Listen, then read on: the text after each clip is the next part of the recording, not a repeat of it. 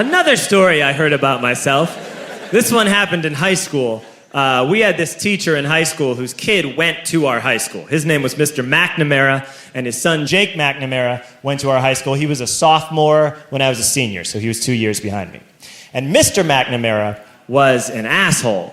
And one weekend, he and his wife decided to leave town, which you should never do if you're an asshole. And Jake McNamara decided to throw a party at the teacher's house. Hooray! And everyone around town heard about it, and we all got up individually and thought, okay, let's go over there and destroy the place. I walked into this party, everyone I had ever met was there, and everyone was drinking like it was the end of the world. People were drinking like it was the Civil War and a doctor was coming to saw our legs off.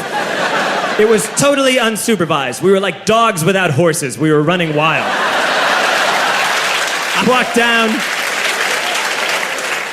walked down to the basement. They had a pool table in the basement. One dude took a running start and threw his body onto the pool table and broke it in half. Another kid found out which room was Mr. McNamara's and went upstairs and took a shit on his computer. So the party was going great. I'm standing in the basement and I'm holding a red cup. You've seen movies. And I'm standing there and I'm holding a red cup and I'm starting to black out. And I guess someone said like, something, something, police. And in a brilliant moment of word association, I yelled, "F*** the police! F*** the police!" And everyone else joined in. 100 drunk white children yelling, "F*** the police," with the confidence of guys who have like already been to jail and aren't afraid of it anymore. You know, that like, "I serve my nickel, you come and take me" confidence. But white children. The reason someone had said something, something, police was because the police were there. So a Chicago police officer walked down the stairs and got to the bottom in the basement and looked out over a sea of drunk toddlers yelling, "F*** the police," in his face. And he was almost impressed. He was like, wow. And then he leaned into his walkie-talkie and went, "Get the paddy wagon." And my friend John, who is now a father, this man now has a baby, he grabbed a 40, smashed it on the ground, and yelled, "Scatter!" And everyone ran in a different direction.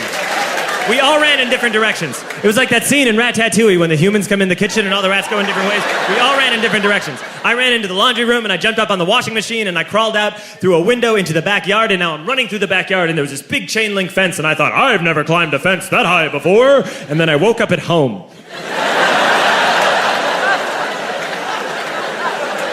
On Monday, I went to school because that's what we did back then.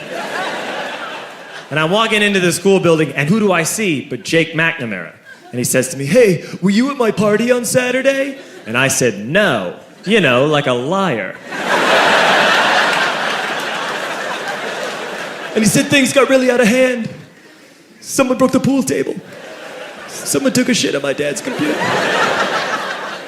But the worst thing," he says, "the worst thing is that someone stole these old antique photos of my grandmother, and my parents are freaking out about it." And I had that thought that only blackout drunks and Steve Urkel can have.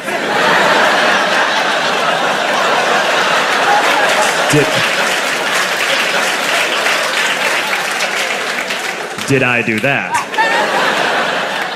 I figured, no, I wouldn't have done that.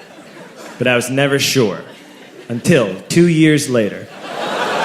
Relax. I'm playing video games with this kid named Alex that we also went to high school with. 2 years later, we've graduated by now. We're playing video games for a couple hours. And then Alex says to me, "Hey, come here. I want to show you something." And he takes me into his bedroom. And then he takes me into a side room off of his bedroom. Never a good thing to have. And he shows me a tiny room that is covered wall to wall in stolen antique photos from different people's parties over the years.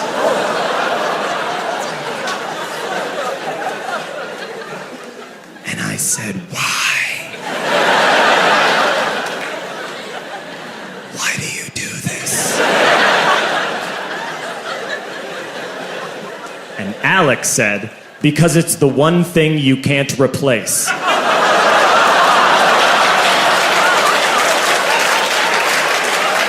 That's the end of that story, but how fucked up is that, right? That's crazy.